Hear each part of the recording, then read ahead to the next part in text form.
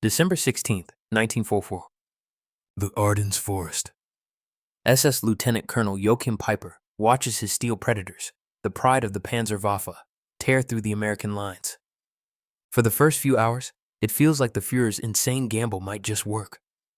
His elite conf group of Peiper, the tip of the spear in Hitler's last great offensive, is creating chaos. But Peiper isn't watching the enemy.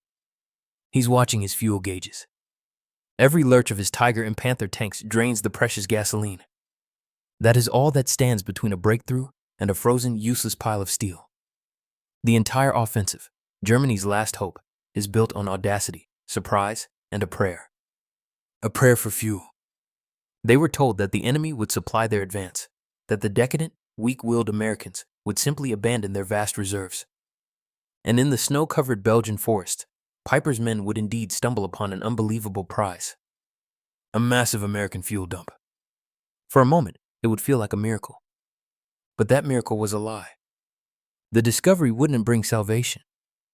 It would bring a soul-crushing revelation, a mathematical certainty of their own doom, and prove how American logistics would crush Hitler's last hope. By the fall of 1944, the Third Reich was being strangled. In the East, the Red Army was a relentless juggernaut grinding its way toward Berlin. In the West, Allied forces sat on Germany's doorstep. For the German High Command, the situation was catastrophic. But inside Adolf Hitler's mind, it was the canvas for one final epic masterpiece of destruction. His plan was so audacious, it bordered on delusional. Operation Wach Amren. 3 German armies, spearheaded by his best remaining panzer divisions, would smash through a weak point in the American lines in the Ardennes. They would cross the Meuse River, sever the British and American armies, and seize the vital port of Antwerp. Its capture was everything. Hitler didn't just believe it would the Allied supply chain. He promised his generals that Antwerp's vast stockpiles would re-equip his own starving armies. This reliance on captured supplies wasn't just part of the plan. It was the plan. Germany was bleeding out.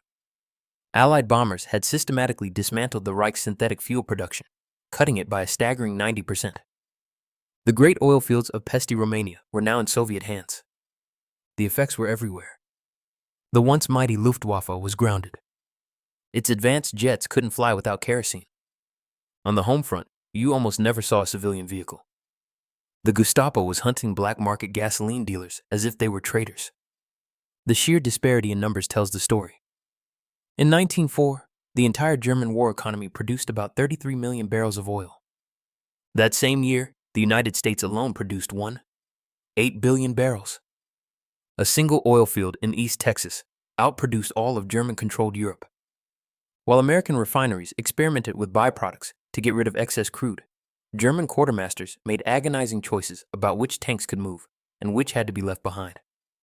Hitler's generals estimated they had only enough fuel for a third of the journey to Antwerp. The rest, they were told, would be provided by the enemy. The dice were loaded as the panzers rolled into the snow, praying for that miracle. The armored fist of the offensive was the 6th Panzer Army led by SS General Sept Dietrich, and its sharpest point was KFE Group of Peiper. Peiper and his men were the embodiment of Nazi military ideals. Fanatical, battle-hardened, and equipped with some of the most feared fighting vehicles of the war. Their weapons were the apex predators of the German arsenal, the Tiger II and the Panther. The Tiger II, with its thick sloped armor and monstrous 80mm gun, was practically immune to any Allied tank from the front. The Panther was arguably the war's best all-around tank, but they shared a terrible, unquenchable thirst. Peiper knew each of his Tiger IIs drank roughly 2.5 gall of gasoline for every single mile it crawled forward. In the rough Ardennes terrain, that number could easily double. For every 1 gallon of fuel an American Sherman burned, a Tiger II burned 3. For a country with no fuel, fielding an army of such gas guzzlers was a paradox born from a flawed philosophy. The belief that superior quality could always defeat inferior quantity. But that philosophy ignores a basic truth. A tank that can't move is just a very expensive pillbox. Keeping them moving was a logistical nightmare. The variety of vehicles in a panzer division, once a strength, now meant different engines needed different fuels and parts. Countless trucks were needed to haul fuel to the front. Each one a priority target for the Allied fighter bombers, the dreaded Jabos that owned the skies. By December 1944, The German supply chain was a study in desperation. Fuel was siphoned from damaged vehicles. Captured Allied jeeps were immediately drained. A commander like Peiper might have nearly 100 tanks, but if he only had fuel to move 30, his force was effectively crippled. The plan was for these thirsty predators to live off the land, to feed on the arteries of their enemy. They were hunters sent into the wild, expected to be sustained by their prey. While Germany fought on fumes, America fought a global war on a geyser of petroleum. To the American GY, fuel was like air. It was just always there. The colossal system that made this possible was one of the greatest triumphs of the war. At its heart was the Red Ball Express. When Allied armies advanced so quickly they outran their supply lines, the solution was a 247 convoy of trucks on a one-way loop. Roads closed to all other traffic. At its peak, nearly 6,000 trucks, most of them rugged GMC Jimmies, driven by predominantly African-American soldiers, became the lifeblood of the advance. In just 82 days, they delivered over 4,000 tons of supplies. The operation itself was so massive, it consumed 300,000 gallons of fuel per day just to keep its own trucks moving. A German army group commander would have wept to see that much fuel. But that was just one piece. An even more incredible feat was Operation Pluto. Pipelines under the ocean. Flexible 3M pipelines were laid across the English Channel, pumping a continuous, unstoppable river of fuel directly to the continent. From coastal depots, smaller pipelines branched out, following the armies like a circulatory system, pumping hundreds of thousands of gallons a day to the front. The scale is staggering. In late 1944, Allied forces in Northwest Europe burned through 5 million gallons of fuel daily. The U.S. First Army, the very force that would take the German attack, kept a reserve of 5 million gallons. One of the larger pipelines alone could deliver 300,000 gallons a day. This wasn't just a numbers advantage. It changed the Allied mindset. American commanders planned operations with the comforting knowledge that fuel was a given. While German generals agonized over every kilometer, American generals planned attacks across entire countries. This rolling tide of petroleum was about to collide with the sputtering advance of the panzers. On December 16th, the Ardennes shattered. The German offensive achieved total surprise. Through the gaps in the American lines poured the men and machines of KF Group of Peiper. The advance was a race against their own fuel tanks. Then near the village of Hansfeld, they hit the jackpot. Overrunning a rest area for an American armored division, they found it. A U.S. fuel and supply depot. To the fuel-starved German soldiers, it was paradise. After years of scourging for every drop of foul-smelling ersatz fuel, they stood in a forest that was a monument to industrial plenty. A German officer saw walls of sturdy American-made jerry cans stacked 10 foot high, forming long corridors through the trees. The air, thick with pine and snow, now carried the sharp, intoxicating scent of high-grade 80-plus octane gasoline. A world away from the 74-octane fuel their own engines were forced to drink. The initial report was euphoric. 50,000 gall. This single minor capture was more fuel than many German divisions had seen in months. It was enough to refuel Peiper's entire battle group and power their dash to the Meuse River. The men were ecstatic. They saw it as a sign. The decadent Americans were careless with their wealth, and the disciplined German soldier would seize it for his victory. For a brief moment in that cold forest, it felt like the gamble was paying off. Hope, a resource even scarcer than fuel, flooded through the ranks. They had found their El Dorado. The elation was intoxicating. But as German officers began organizing their miraculous bounty, a cold, unsettling feeling crept in. Among the crates of rations and ammo, they found discarded American newspapers. On the jerry cans themselves, they found shipping manifests. A logistics officer would have looked at these documents with a growing sense of dread. The newspapers were recent. The manifests told an impossible story. These jerry cans filled with gasoline refined in far-off Texas had crossed the Atlantic, been unloaded in France, and trucked to this forward depot in less than 6 weeks. This wasn't some forgotten stockpile. This was a single drop from a constantly flowing river. The true psychological collapse came with an even bigger discovery. They learned about this Allied pipeline system. They learned that a single pipe, one of several feeding the front, could deliver 300,000 gallons of fuel a day. A German panzer division might burn through that much in a month of intense combat. Here was an invisible tube in the ground that delivered more fuel in 24 hours than an armored division could hope for in 30 days. Suddenly, that 50,000-gallon jackpot seemed pathetic. It wasn't a strategic prize. It was pocket change. It was the equivalent of a millionaire dropping a $20 bill on the sidewalk and not bothering to go back for it. The Americans hadn't lost this fuel. Its loss was a mere inconvenience. For years, German propaganda had painted America as a soft mongrel nation incapable of total war. That lie now lay shattered in the snow. As one German soldier later wrote, there was a profound demoralization, a mix of awe and despair, at the sheer material wealth of the American soldier. How could you possibly defeat an enemy who treated a treasure that could save your entire army as little more than a rounding error? The discovery of that fuel dump was the moment they knew with cold certainty that the war was already lost. This shift from tactical victory to strategic despair is one of the most fascinating parts of the Battle of the Bulge. It shows that wars are won not just on the battlefield, but on the factory floor and in the minds of the soldiers.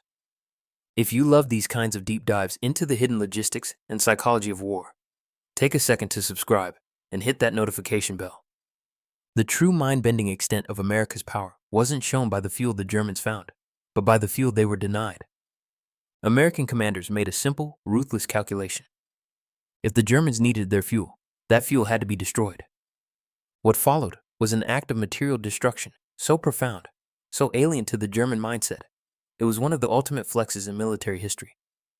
Near Stavolote, right in Peiper's path, lay another depot, not 50,000 gallons. This one held 5 million gallons of gasoline. As Peiper's tanks drew closer, a small group of American engineers received their orders. Destroy it all. Imagine the German perspective. Your tanks are running on fumes. Your nation's last hope is grinding to a halt. Then over the next hill, you see a pillar of black smoke. You hear a roar, and you see American soldiers methodically opening the spigots on thousands of fuel drums, letting the precious liquid pour into ditches and setting it on fire.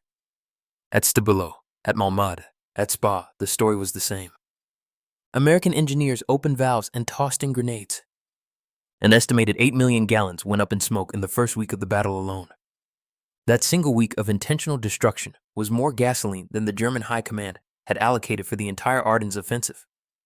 To the Germans, it was incomprehensible waste. It was like watching a starving man burn down a granary. To the Americans, it was sound doctrine. The loss was trivial. The supply chain was already compensating. On December 17th, the U.S. First Army destroyed 2 million gallons. The very next day, 8 million gallons were delivered to them. By Christmas Eve, their total fuel reserves had actually increased since the battle began. This act sealed KF Group of Peiper's fate.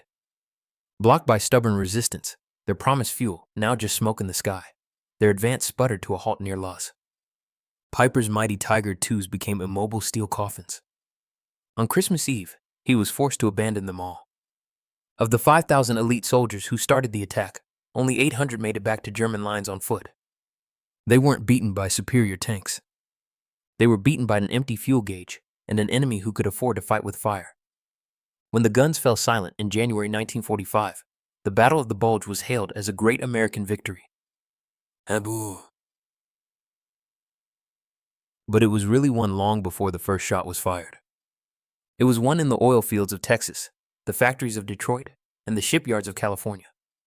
The Ardennes offensive was the death rattle of the German war machine. It threw its last elite troops and best armor into the fight, and lost it all. The most fundamental reason for the failure was logistics. The whole plan was a fantasy built on capturing supplies from an enemy that had too much to lose.